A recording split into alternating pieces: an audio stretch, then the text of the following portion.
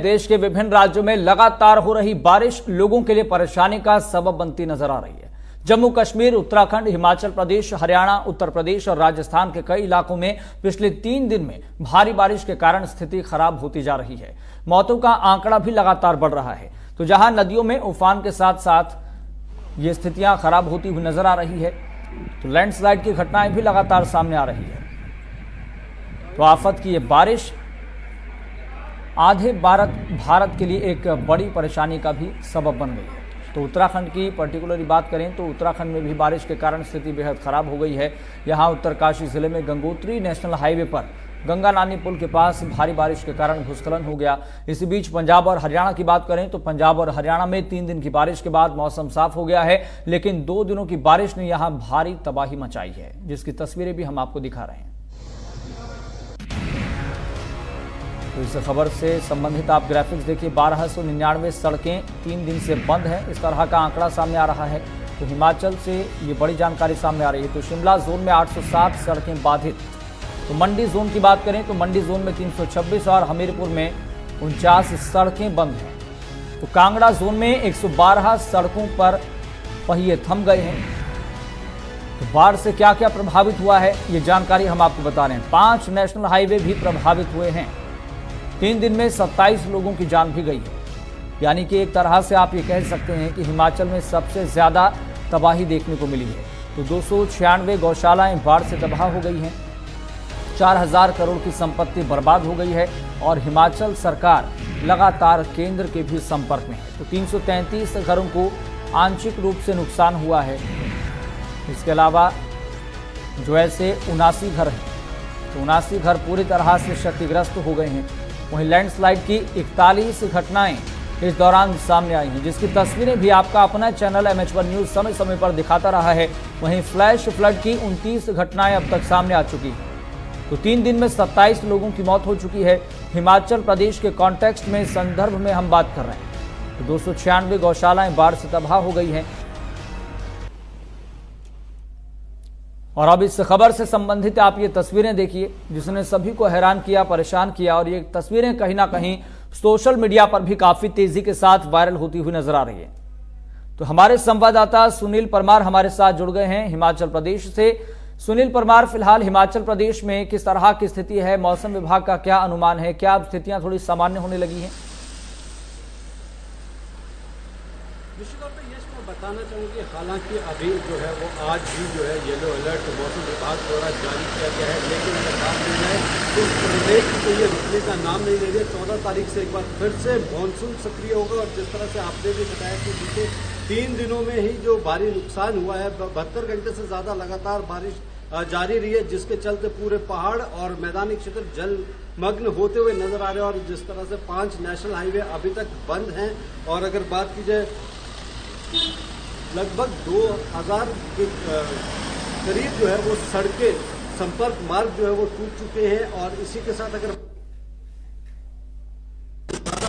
संपत्ति का नुकसान जो है यहाँ पे हुआ है। और अगर बात की जाए सैंज घाटी के लिए, जिस तरह से कल मुख्यमंत्री जयराम ठाकुर ने हवाई सर्वेक्षण किया, तो उसके चलते 1000 करोड़ जो है वो फौरी राशि देने का ऐलान उन्होंने यहाँ पर किया। और जिस तरह से अगर बात की जाए, लगातार प्रदेश सरकार भी पूरी अपनी नज़र इस पर बनाई हुई है। और आज भी मुख्यमंत्री जो है वो अपने दौरे पर है। आज भी हवाई सर्वेक्षण के माध्यम से जो है वो कोकसर और मनाली इस दौरे पर रहेंगे। और आज भी जो है पूरी स्थिति पर नजर बनाए हुए हैं। लगातार जो है वो हाई लेवल बैठकों का दौर जारी है। तमाम जिलों के उपायुक्तों और पुलिस अधीक्षकों को ये निर्देश दिए गए हैं कि फौरन जो है जहां पर भी इस तरह की कोई घटना सामने आती है तो वहां पर राहत कार्य और बचाव कार्य तेजी से बढ़ाया जाए। और इसी के साथ अगर बात की जाए तो 2000 से ज्यादा जल परियोजनाएं जो है वो क्षतिग्रस्त हुई हैं। और लगातार जहां एक और पूरा प्रदेश जो है वो जलमग्न होता हुआ नजर आ रहा है। और वहीं स्थानीय लोगों की दिक्कतें और बढ़ गई है, क्योंकि जिस तरह से सड़कें टूटी हैं तो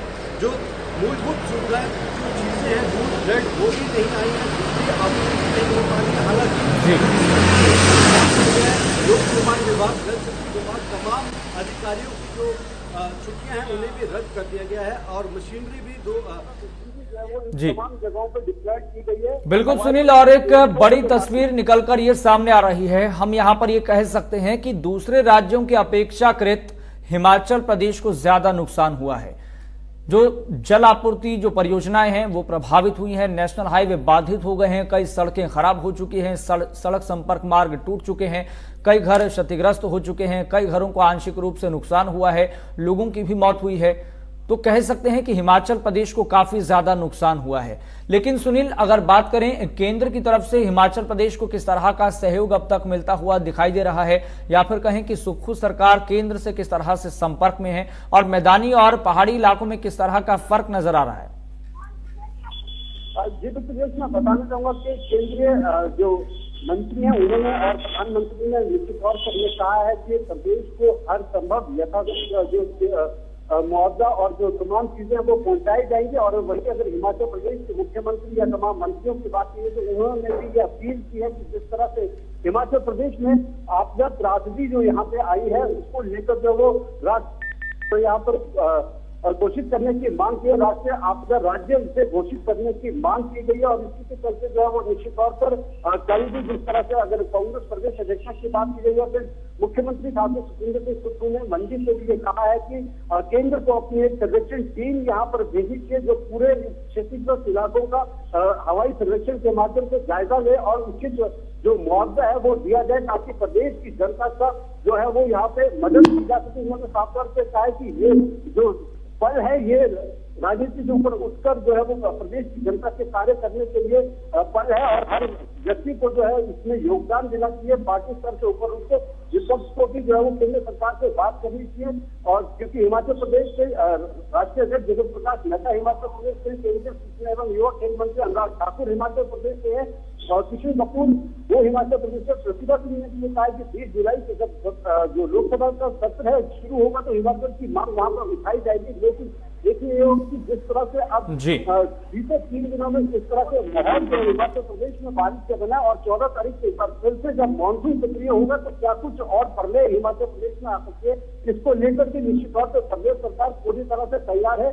एयरपोर्ट से बात की गई है, राहत सामग्री जो है वो पहुंचाई जा रही है। मुख्यमंत्री ने आज भी जो है वो कंबल, दवाइयां और अन्य इत्यादि जो आवश्यक चीजें हैं वो हेलीकॉप्टर के माध्यम से भेजी है। जी सुनील, एक और महत्वपूर्ण सवाल यहाँ पर ये, क्योंकि आप लंबे समय से हिमाचल प्रदेश को कवर करते रहे हैं, शिमला को कवर करते रहे हैं, क्या आपने अभी तक जितने समय से आप लंबे समय से पत्रकारिता कर रहे हैं, आपने इतने लंबे समय के बाद क्या हिमाचल प्रदेश में इस तरह की स्थिति देखी है?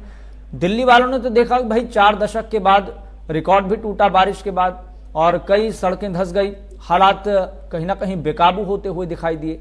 40 साल का रिकॉर्ड तो दिल्ली में ही टूट गया जब इतनी एमएम बारिश हो गई। लेकिन हिमाचल प्रदेश में आपने इतने लंबे समय बाद क्या ऐसी स्थिति देखी? क्या बीच में कभी आपने ऐसे देखा?